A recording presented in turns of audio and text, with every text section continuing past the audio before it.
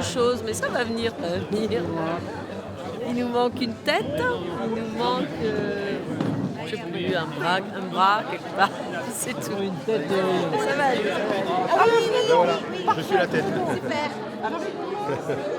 Moi j'ai la jambe droite. Tronc et il nous manque le bras droit, c'est bon. Alors il nous manque une jambe. On va se mettre dans un truc. On commence à bosser. Ouais, mais enfin, faut pas J'habitais avant dans d'autres villes de Loire-Atlantique. C'est la première fois qu'on fait participer de manière si intensive les habitants de Sucé-sur-Erdre. Je trouve que c'est une excellente initiative parce que tout le monde a son mot à dire. Je pense qu'il est nécessaire de savoir quels sont les souhaits, les aspirations des gens qui vont être les utilisateurs en fait, de ce centre de bourg. Donc voilà, il faut les entendre. C'est vrai qu'il faut des fois laisser mûrir les choses parce que ne pas s'entêter dès le départ. Hein, voilà. Parce qu'il y a des projets qui choquent un petit peu et puis après, petit à petit, en réfléchissant. On veut changer les pratiques, c'est vrai, voilà, et on veut réinventer le vivre ensemble.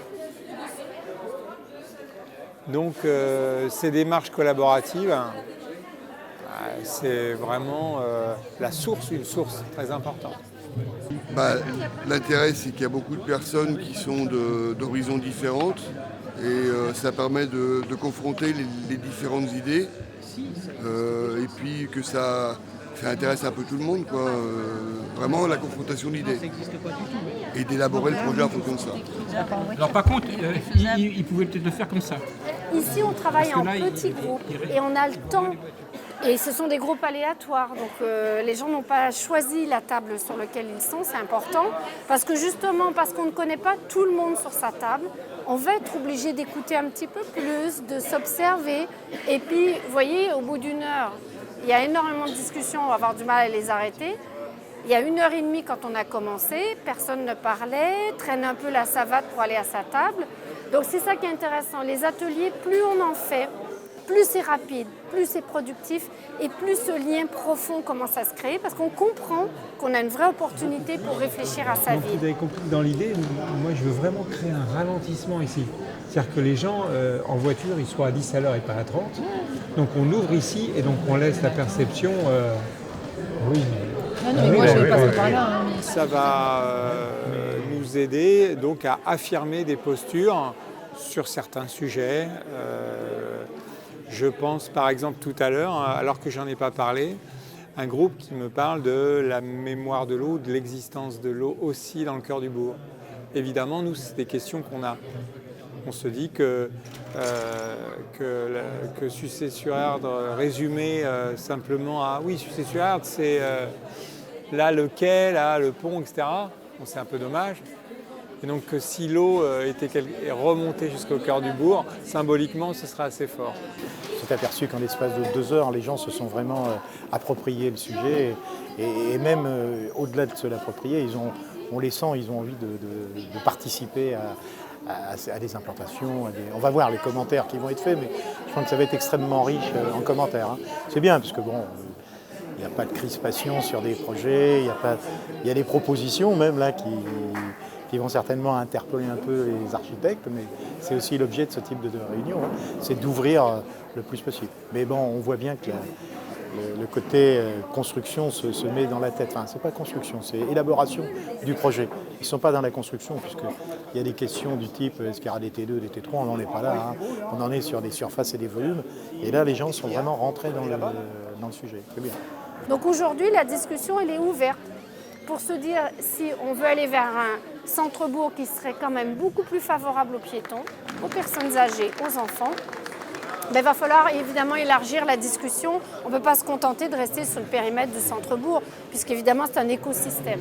Donc je dirais que ça, c'est vraiment les deux sujets qui sont regardés vraiment attentivement. La mobilité en lien avec le stationnement et la place de la voiture versus le tout piéton. Et puis la question du patrimoine qui pour l'instant a beaucoup évolué entre les deux ateliers. Ça permet de faire son chemin, de se dire ok, peut-être que c'est un deuil à faire de certains bâtiments qu'on a toujours vus. Mais on nous dit qu'on respectera l'esprit dans lequel ils étaient faits, le fait que ce ne soient pas des grands blocs qui viendraient s'installer, mais plutôt des petites séquences. Et ça, donc, on a des architectes qui sont ici très, très sensibles à tout ça. Très, très vivant.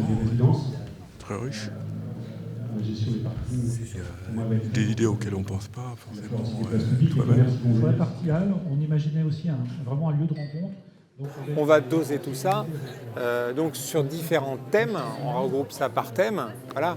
Après, notre rôle, c'est pas forcément aussi d'appliquer à la lettre. La question, c'est de savoir sentir la tendance et voir comment on peut y répondre dans un cadre qu'on trouve tenable dans une logique urbaine.